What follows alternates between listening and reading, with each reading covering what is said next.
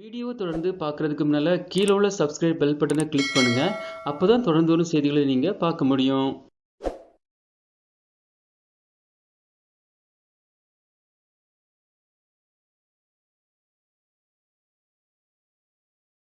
அக்ரிஸ்டாக் திட்டத்தின் கீழ் அனைத்து விவசாயிகளும் பதிவு செய்யவில்லை என்றால் அவர்களுக்கு பிரதம மந்திரி கிசான் சம்மன் நிதி கிடைக்காது என்று மத்திய அரசு அறிவித்துள்ளது.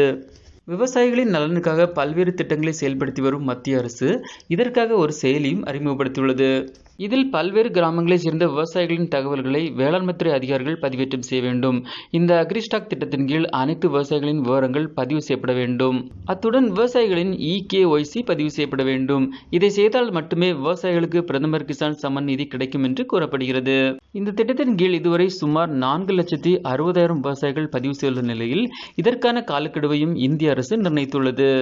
அதாவது ஜூலை 1 முதல் ஜூலை 32 வரை அக்ரிஸ்டாக் திட்டத்தில் பதிவு நடைபெறும் என்றும் அதில் பதிவு செய்தவர்களுக்கு மட்டுமே கிசான் சம்மன் நிதி தவணைத் தொகை வங்கிக் கணக்கில் வரவு வைக்கப்படும் என்றும் கூறப்படுகிறது.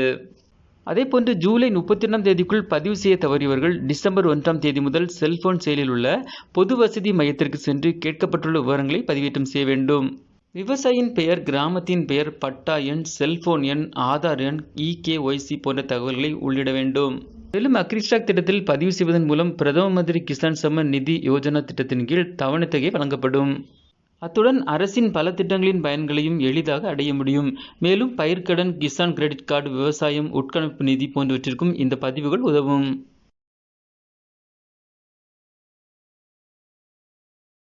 இந்த வீடியோ உங்களுக்கு பிடிச்சிருந்துச்சுன்னா லைக் பண்ணுங்க, சேனலை சப்ஸ்கிரைப் பண்ணுங்க.